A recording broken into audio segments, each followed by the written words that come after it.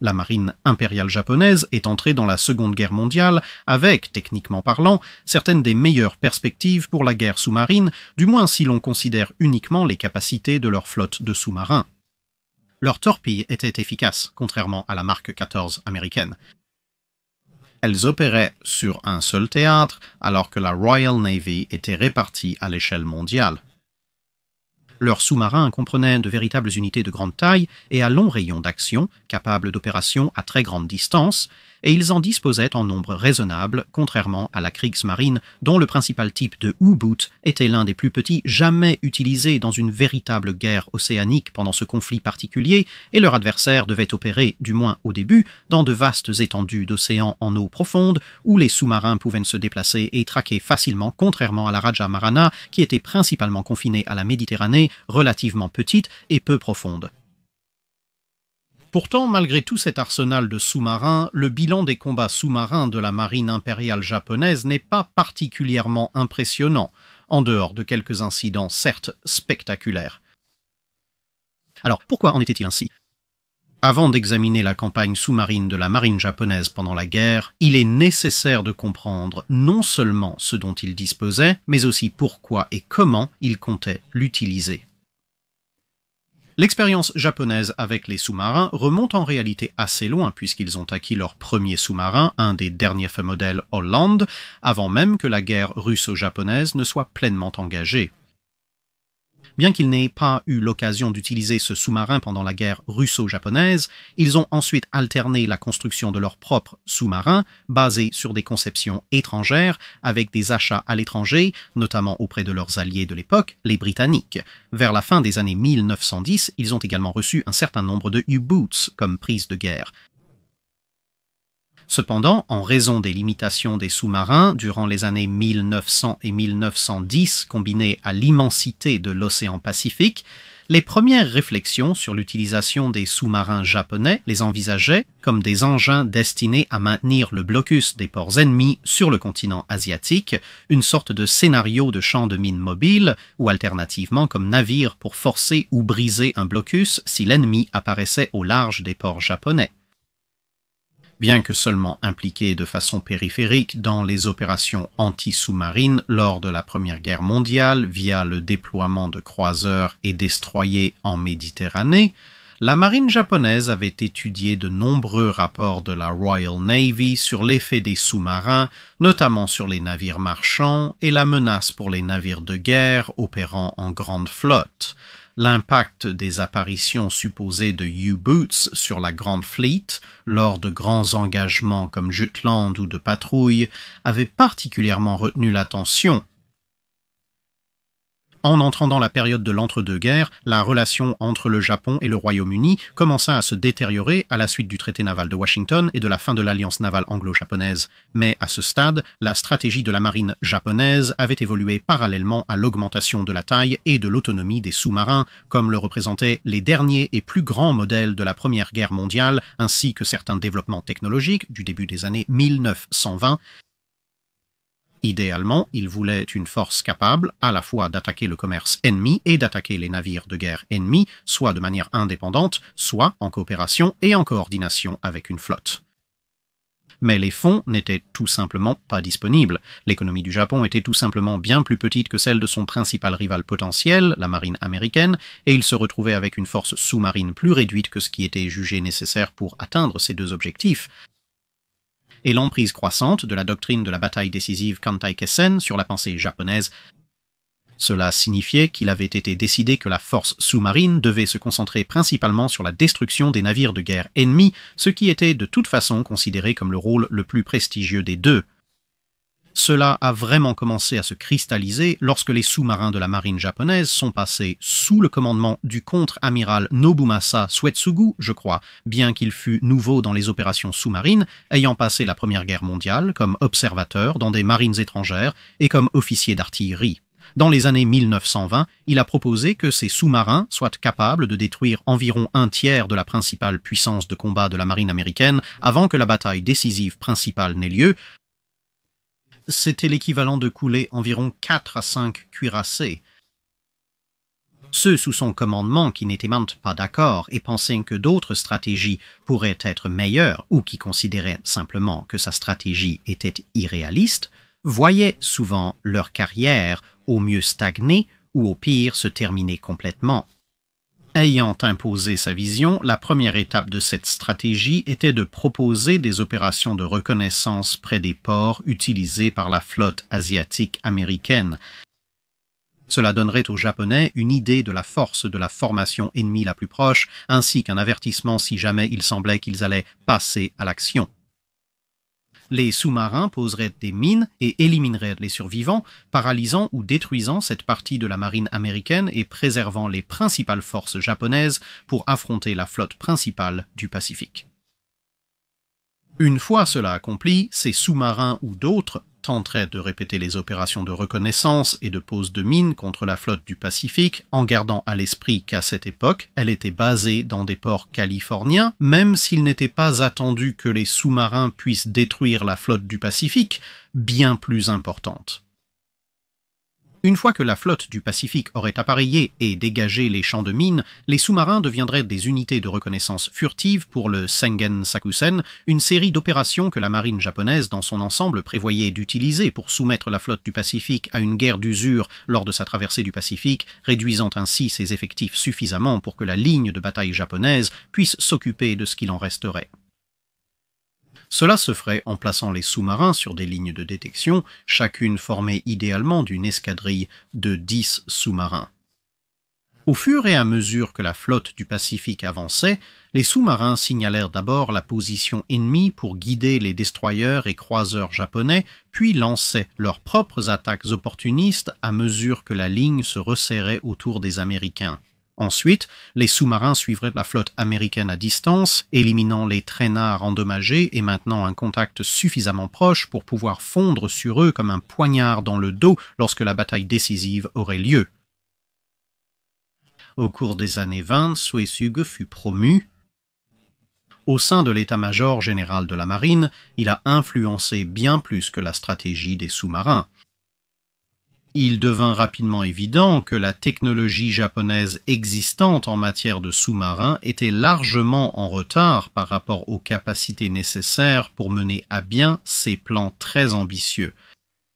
Pour être juste, presque tous les sous-marins, sauf peut-être cette licorne miraculeuse qu'était le K-Class vraiment fonctionnel, étaient dans une situation similaire, incapables de réaliser la stratégie prévue.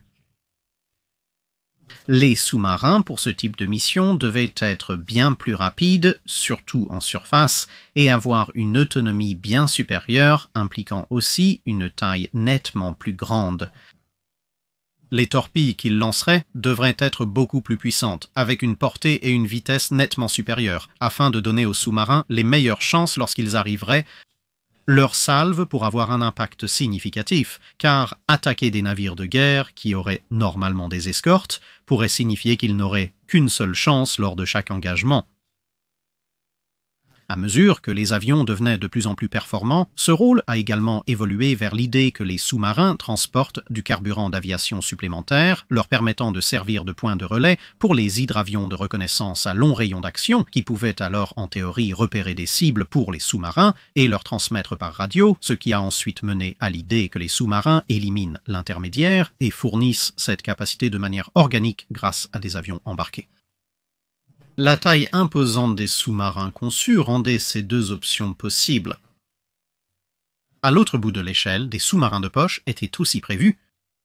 Les plus grands sous-marins pouvaient transporter ces appareils jusqu'à la zone de bataille, augmentant les moyens sous-marins japonais pour contenir et frapper la marine américaine. Leur faible portée et vitesse importaient moins, car ils devaient être déposés à une douzaine de kilomètres de l'ennemi.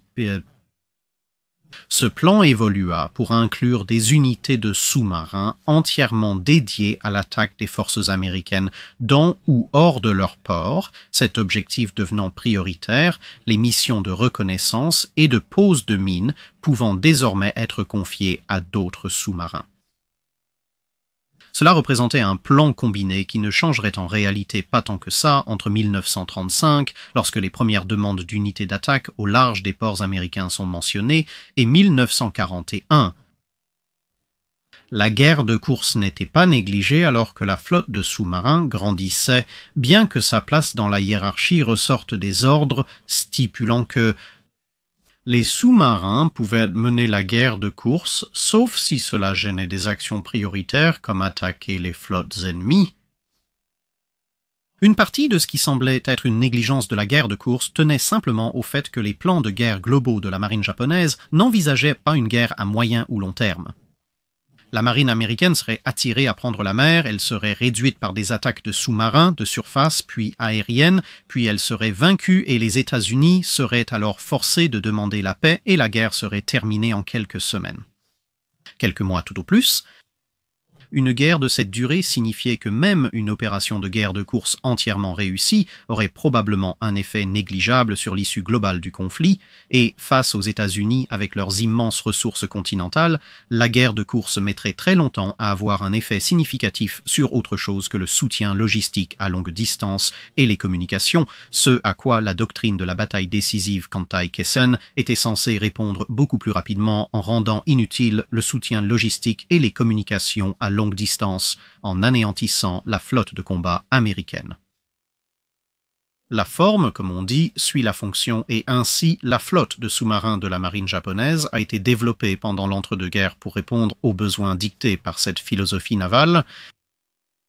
Pendant la Seconde Guerre mondiale, le Japon a classé ses sous-marins en 3 catégories, première, deuxième et troisième classe, selon leur taille décroissante. La plupart des sous-marins de première classe étaient finalement composés de Junsen, ou sous-marins croiseurs, répartis en 4 grands groupes appelés soit Junsen A, B ou C, soit type A, B et C, selon votre préférence et la source. Il y avait aussi les types J, qui en réalité précèdent les types A, car le type J signifiait simplement Johnson, et il y avait également les types K, qui signifiaient Kaidai, ou grand type de la marine, lesquels furent construits tout au long de l'entre-deux-guerres et dont la production chevauchait celle des types J, A, B et C. Il y avait les types D Sen Yudai, qui étaient de grands sous-marins de transport, les Kiraisen poseurs de mines, un unique sous-marin ravitailleur de type Sen-O, et les célèbres Sentoku ou porte-avions sous-marins I-400, ainsi que les Sentakadai, grands sous-marins à grande vitesse, bien que certaines de ces classes n'aient été construites que pendant la Seconde Guerre mondiale. Les sous-marins de seconde classe incluaient le type F, qui semble juste signifier F dans un changement de rythme, les kaiju ou types moyens de la marine, et les types L, apparemment pour L. Et les sous-marins de défense ponctuelle de classe Sensho ou Senko. Les sous-marins de troisième classe incluaient les petits sous-marins de transport Senyusho et les sous-marins rapides Sentakasho. Ces 2 types seraient entièrement construits pendant la Seconde Guerre mondiale. Les sous-marins de poche des types Kohayoteki et Kairyu, ainsi que les torpilles habitées Kaiten, occupaient leur propre niche spécialisée. Le développement de cette variété de sous-marins a débuté en 1924, alors que la marine japonaise comptait 50 sous-marins, dont environ 80% de seconde classe. Il n'y avait qu'un seul première classe, le Kadai-un, aussi appelé sous-marin Unero. 44, aussi appelé I-51, représentait toute la capacité de frappe sous-marine à longue portée de la marine impériale japonaise. Cependant, avec la Première Guerre mondiale signifiant avec de nombreux U-boots allemands disponibles à l'étude et des concepteurs de sous-marins allemands sans emploi, la marine japonaise en a recruté plus de 800, lançant un programme similaire à celui de ses navires capitaux avant la Première Guerre mondiale. Le Kadai-2, rappelant la classe U-Cruiser U-139, bénéficiait toutefois d'améliorations notables après presque 10 ans de progrès technologiques. Comme pour leur programme de navires capitaux avant-guerre, cela a rapidement évolué vers des sous-marins principalement conçus par les Japonais à mesure que les leçons étaient tirées. Les mouilleurs de mines Kiraisen, dérivés du type mouilleur de mines Unterseeboot 125, seraient la dernière classe où l'on pouvait facilement repérer l'influence allemande. Le premier Junsen type J avait une caractéristique que la plupart des grands sous-marins japonais allaient adopter, les rendant presque uniques parmi les sous-marins de première ligne, un avion de reconnaissance avec catapulte et hangar. Les torpilles sont aussi plus grandes. Pendant la Première Guerre mondiale, la majorité des sous-marins utilisaient des torpilles de 18 pouces ou moins. Dans les années 1920, comme la plupart des autres grandes marines, la marine japonaise a adopté la torpille de 21 pouces. Au milieu des années 1930, la technologie sous-jacente à la torpille de 24 pouces de diamètre type 93 longue lance a été réduite à l'échelle pour la torpille de 21 pouces type 95, parfois également appelée longue lance, ce qui est techniquement incorrect. C'est un dérivé de la longue lance, mais néanmoins, comparée à la torpille principale des sous-marins des marines britanniques et américaines, elle était capable soit de parcourir environ 13 000 yards à une vitesse d'environ 46 nœuds, soit environ 10 000 yards à une vitesse d'environ 50 nœuds avec une ogive de près de 900 livres, tout en ne produisant pratiquement aucune traînée de bulles grâce au fait qu'elle utilisait de l'oxygène pur avec du kérosène comme système de propulsion. Elle sera aussi modifiée pendant la Seconde Guerre mondiale, mais ce sont les caractéristiques de base des années 1930. En revanche, la toute récente torpille américaine Mark XIV, lorsqu'elle daignait fonctionner, pouvait également atteindre 46 nœuds, mais uniquement à la vitesse maximale et seulement sur une distance de 4500 yards, avec une ogive initiale au milieu des années 1930 de tout juste un peu plus de 500 livres, et elle laissait une traînée visible. Pour se rapprocher de la distance de course à grande vitesse de la type 95, bien qu'elle restait encore 10% en dessous, la Mark XIV devait descendre à un peu plus de 30 nœuds. La torpille britannique Mark VIII avait une particularité. Sans mode basse vitesse, elle ne disposait que d'un réglage à 40 nœuds, ce qui la rendait la plus lente des trois, même en supposant que les autres étaient réglés en grande ou basse vitesse. À 40 nœuds, la Mark VIII parcourait 5 000 yards avec une ogive de 750 livres. Elle laissait aussi un sillage comme la Mark XIV. Cependant, au moment où la Mark XIV et la Type 95 furent introduites au début et au milieu des années 30, la Mark VIII, qui avait été introduite au milieu des années 20, avait été en grande partie supplantée par la Mark VIII double étoile, qui augmentait sa vitesse de parcours de 5 000 yards à un peu moins de 46 nœuds et offrait un réglage à plus basse vitesse capable d'atteindre 7 000 yards à 41 nœuds. Dans tous les cas, la Type 95 était décidément l'arme supérieure. La dernière génération de sous-marins croiseurs de type Jensen était divisée, comme nous l'avons déjà mentionné, en variantes de type A, B et C. Mais il ne s'agissait pas de types successifs avec des améliorations continues. En réalité, le type A signifiait que le sous-marin était un bâtiment de commandement doté de systèmes radio supplémentaires, généralement un peu plus grands et avec une autonomie légèrement supérieure. L'idée des types A était de coordonner les mouvements des types B, qui étaient légèrement plus petits et dont le premier rôle, lors d'une opération, était la reconnaissance. Les types A et B utilisaient leurs avions de reconnaissance pour ces missions. Ils confiaient alors la mission d'attaque principale au type C, très proche des types B en taille, mais qui remplaçait l'avion de reconnaissance par une capacité accrue de torpilles et un berceau permettant aussi d'emporter un sous-marin de poche. Les trois types atteignaient aisément plus de 23 nœuds en surface, assurant des déplacements rapides sur de longues distances, bien que leur vitesse de croisière économique fût de 16 nœuds. Tous les sous-marins pouvaient attaquer les navires ennemis, mais les types C étaient en première ligne, suivis des types B et A, qui prenaient le relais à mesure de l'avancée ennemie.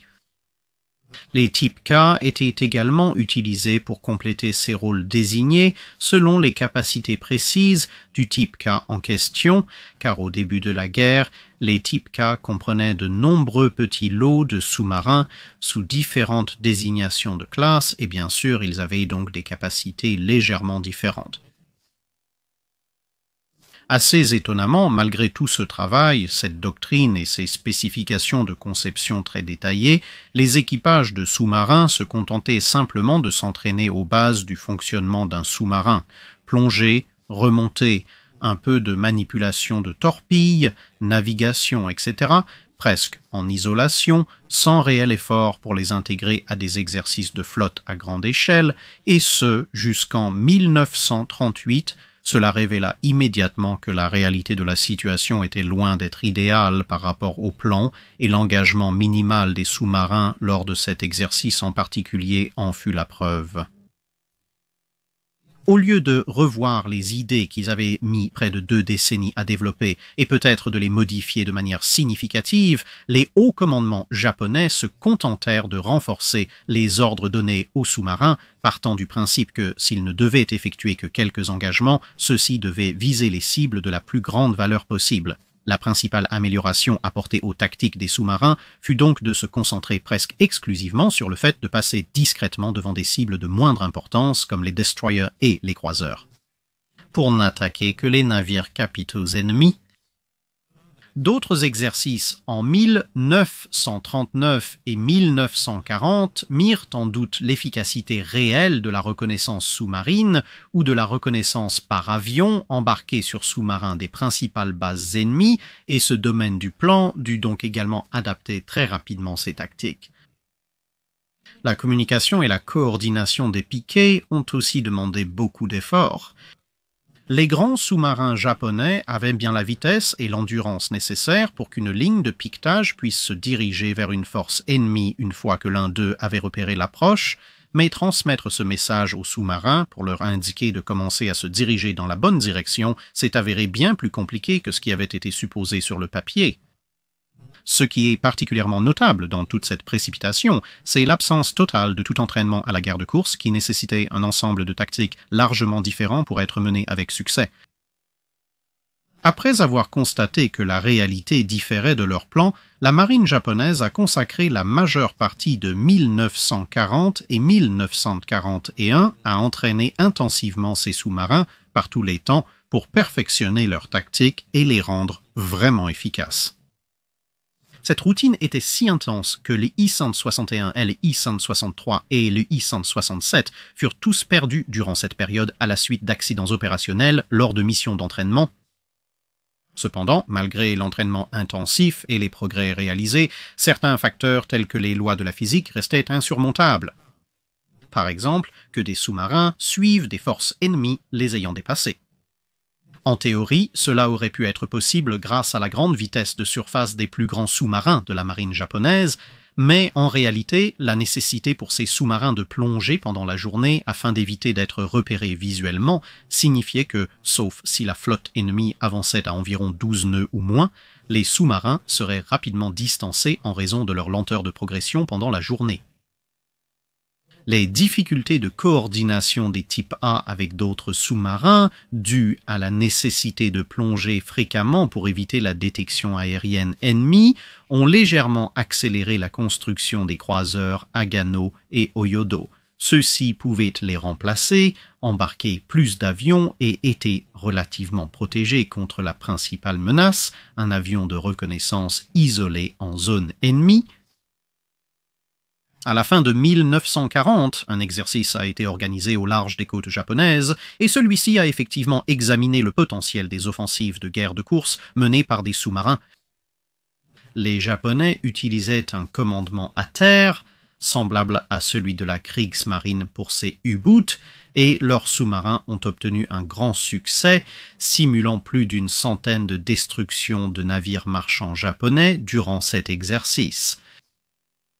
Mais la marine japonaise a conclu que la leçon n'était pas que la guerre de course pouvait être très efficace et que sa propre flotte marchande était très vulnérable, ce qui était pourtant le cas, mais plutôt que les sous-marins en communication quasi constante avec leur base étaient très vulnérables à la détection par radiogoniométrie à haute fréquence, ce qui était en soi effectivement vrai, mais passait à côté du point principal mentionné précédemment. La guerre a débuté par une attaque aérienne visant à détruire la flotte du Pacifique le 7 décembre 1941 et non par une provocation de la marine américaine pour une bataille décisive. À ce stade, la marine japonaise comptait 48 grands sous-marins et 15 navires plus petits en service, avec d'autres en construction. Les navires plus petits n'étaient vraiment capables que d'opérations défensives près de la patrie ou éventuellement d'opérations offensives à condition de disposer d'une base avancée ou d'un navire de ravitaillement, donc ce sont les grands sous-marins qui devraient aider lors de l'attaque du Kirabatai. Ces grands sous-marins formaient 6 escadrons. Les 3 premiers étaient destinés à attaquer directement la marine américaine et disposaient des sous-marins les plus récents. Les 2 escadrons suivants les soutenaient et comprenaient un mélange de sous-marins plus récents et plus anciens, et le dernier escadron était composé des poseurs de mines. 30 de ces sous-marins participeraient à l'opération de Pearl Harbor dans 4 rôles principaux. L'I-26 et l'I-10 servaient d'éclaireurs avancés, inspectant diverses chaînes d'îles sur la route du Kido Butai pour vérifier l'absence de navires américains, ravitailleurs de sous-marins ou d'hydravions susceptibles de repérer les porte-avions. Une fois qu'ils s'étaient assurés que cela n'était pas arrivé, ils rejoignirent les sous-marins de confinement de la flotte qui étaient déployés autour d'Oahu pour tenter d'intercepter tout navire américain quittant la base navale après l'attaque.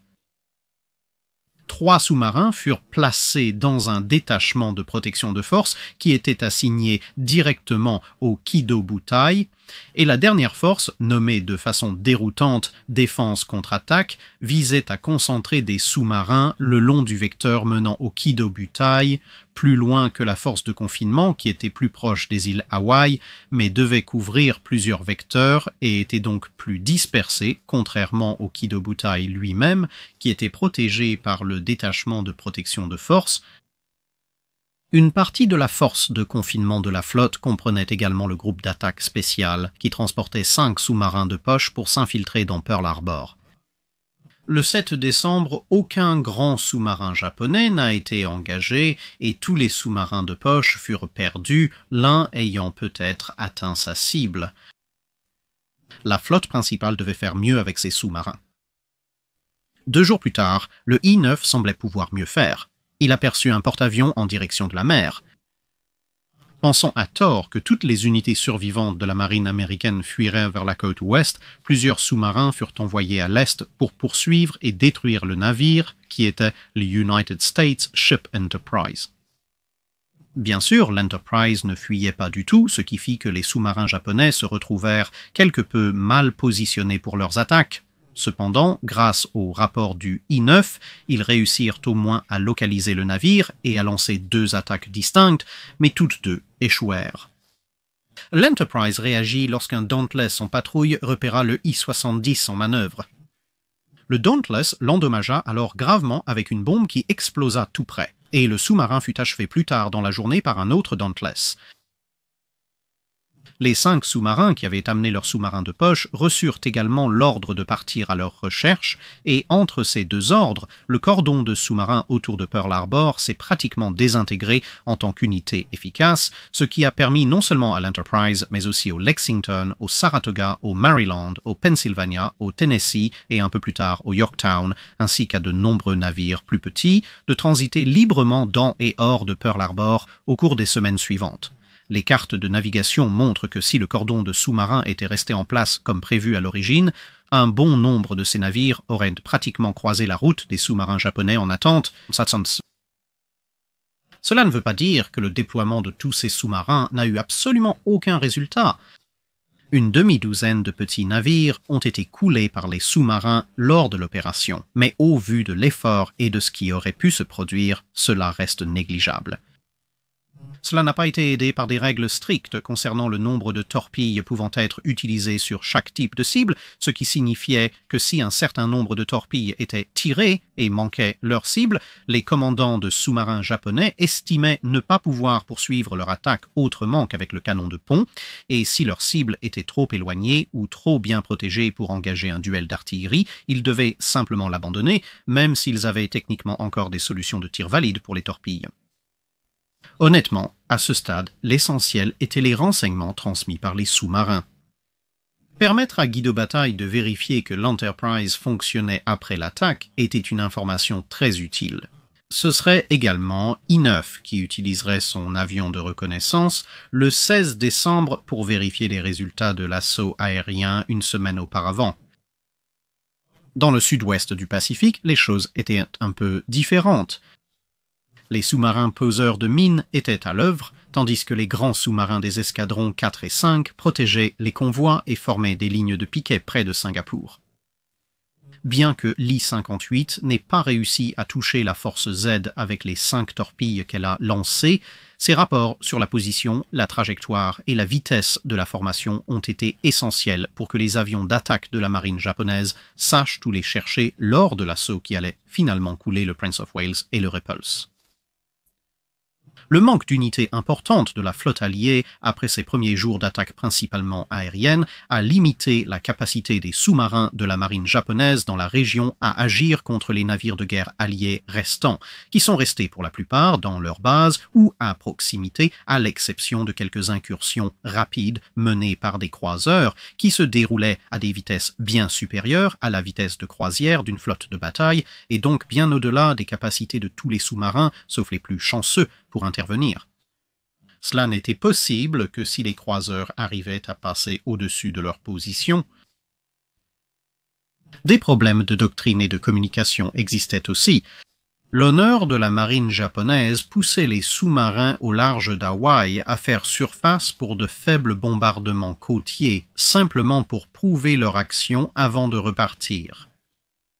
La marine américaine comprit rapidement ce que signifiaient ces bombardements apparemment aléatoires, et lorsqu'ils se produisaient, elle pouvait ainsi déplacer les navires hors des trajectoires de retour les plus probables des sous-marins en question, ce qui leur refusait toute autre cible. Outre l'UI-70, la marine japonaise perdit aussi le RO-66 et le RO-60 en 1941, tous deux suite à des accidents opérationnels, collision avec un navire jumeau et échouement sur un récif respectivement. Eux et d'autres sous-marins RO tentaient de soutenir l'attaque contre l'île de Wake. 1942 commença par des tentatives de réorganiser la situation. 9 sous-marins reçurent l'ordre de se rendre sur la côte ouest des États-Unis pour interdire les navires de ravitaillement, renforcer les navires de guerre et intercepter les navires endommagés se dirigeant vers ou revenant de Pearl Harbor, mais cela affaiblit encore davantage le cordon de sous-marins autour de Pearl Harbor, et comme beaucoup de ces sous-marins réaffectés avaient déjà participé à la poursuite de l'Enterprise, ils furent relativement rapidement contraints de rentrer pour se ravitailler.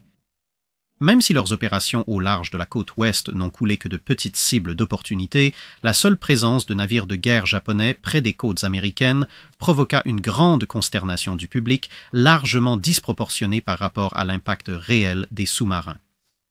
En réalité, les patrouilles des vieux cuirassés américains, menées principalement pour rassurer le public et qui avaient recommencé peu après Pearl Harbor, furent probablement bien plus un obstacle qu'une aide à l'effort de guerre américain. Après tout, s'il y avait une cible militaire que les sous-marins japonais avaient de bonnes chances de détruire, c'était bien un vieux cuirassé lent, doté de systèmes de défense anti-torpilles relativement rudimentaires, qui errait lentement le long d'une côte supposée amie sans aucun blackout imposé. Heureusement, les patrouilles de cuirassés ne sont pas tombées sur les sous-marins japonais durant la très courte période où ils se trouvaient tous deux dans la même zone d'opération. Cette dispersion des forces allait se poursuivre durant les premiers mois de 1942 et franchement, cela n'a pas aidé. En février, 7 sous-marins furent retirés du front pour tenter à nouveau d'attaquer Pearl Harbor, cette fois par les airs avec des hydravions H-8K Emily à long rayon d'action. Les sous-marins serviraient de ravitaillement et de balises de navigation. Techniquement, la mission fut un succès car les hydravions atteignirent Hawaï, mais en réalité, elle échoua totalement. À cause d'erreurs de navigation et du ciel couvert, les avions ne purent localiser Pearl Harbor. Ils bombardèrent alors des montagnes au hasard, sans que personne ne s'en aperçoive avant que la marine américaine ne reçoive un appel concernant de nouveaux cratères et des vitres brisées par d'étranges explosions. Au total, 42 navires marchands furent interceptés et coulés par des sous-marins japonais comme conséquence accessoire de leurs opérations au cours des 3 premiers mois de 1942, tandis que seulement 3 navires militaires ou assimilés furent revendiqués pendant une période similaire. Le jour de Noël 1941, le sous-marin néerlandais Cassis fut torpillé par l'I-66 et le 11 janvier 1942, un cargo de l'armée américaine nommé le Liberty, qui n'est pas un Liberty Ship, fut de nouveau touché par l'I-66, qui connaissait un début de guerre relativement correct, étant également responsable d'un certain nombre de ces naufrages de navires marchands. Le Liberty, gravement endommagé et prenant trop d'eau, a échoué car il ne pouvait être remorqué. Et puis, le 23 janvier, le précieux Euler United States Shipness a été torpillé par le I-72. Le 11 janvier, le I-6 a aussi mené une attaque réussie contre l'United States Ship Saratoga. Le porte-avions a été touché, mais non coulé, contrairement au rapport initial du I-6. Le Saratoga resterait hors service 6 mois, ce qui aurait d'importantes conséquences. Des efforts majeurs de reconnaissance ont aussi eu lieu près de ports australiens et néo-zélandais pour préparer les futures opérations qui porteront bientôt leurs fruits. En avril, 6 anciens grands sous-marins furent envoyés dans l'océan Indien pour soutenir l'opération mer, coulant 7 navires marchands.